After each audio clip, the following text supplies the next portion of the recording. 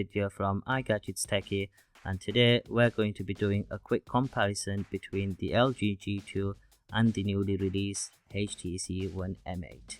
Taking a look at the HTC One M8, the display has been upgraded to 5 inches with a full 1080p resolution, giving us a PPI of 441.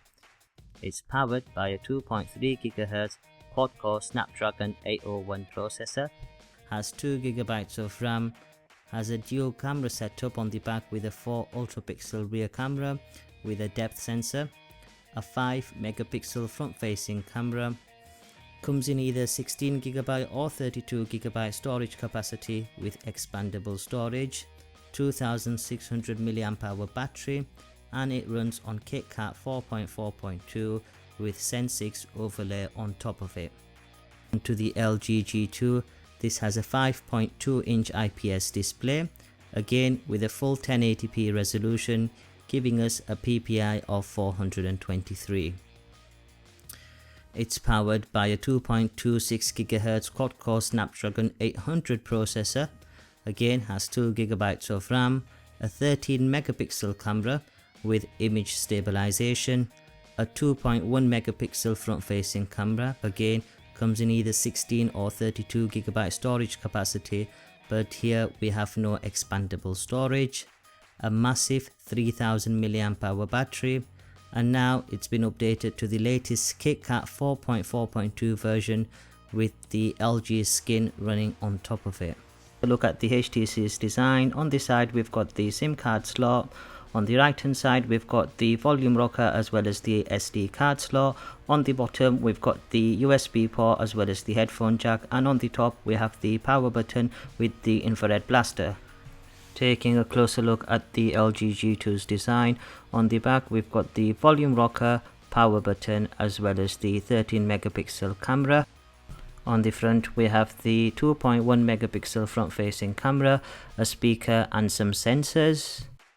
On the bottom we have a USB port, some speakers and a headphone jack, and on top of the device we've got the infrared blaster and a SIM card slot, and finally on the side, as you can see, it's completely bare. Onto the software on the HTC One M8, this runs Zen 6 on KitKat 4.4.2.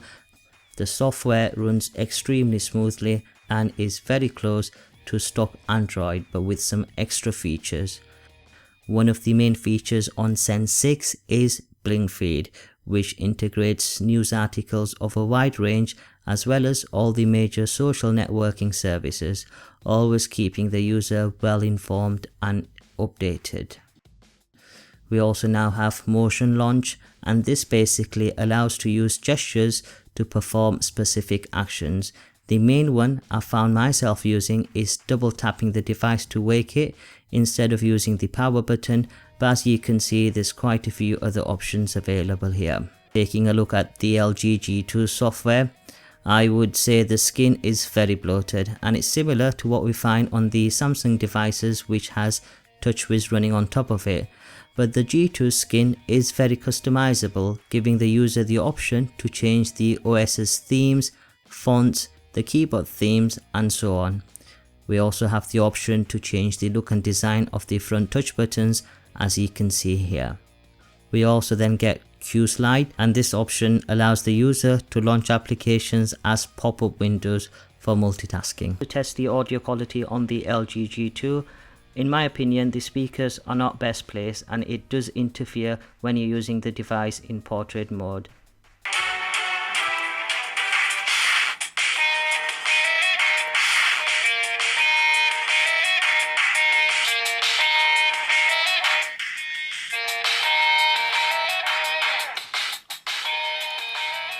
Let's just quickly compare this to the HTC One M8 boom speakers.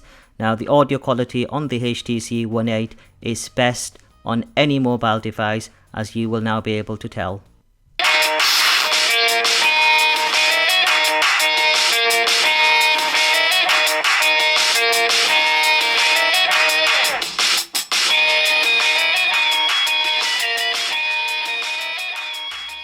To the camera of the HTC One M8, it has a dual camera setup with a 4 ultra pixel rear camera also having a depth sensor. Now the depth sensor basically is there so that it gives the option to refocus the photos after they've been taken. Although there's no image stabilization here, the shutter speed is very fast, which compensates for it, and in my opinion the results are very acceptable for a mobile device, but it's definitely not the best. Also, the photo editing software has had major enhancements with several new features. For example, U-Focus. U-Focus is an option which allows us to refocus on a certain part of the image by simply just tapping on it.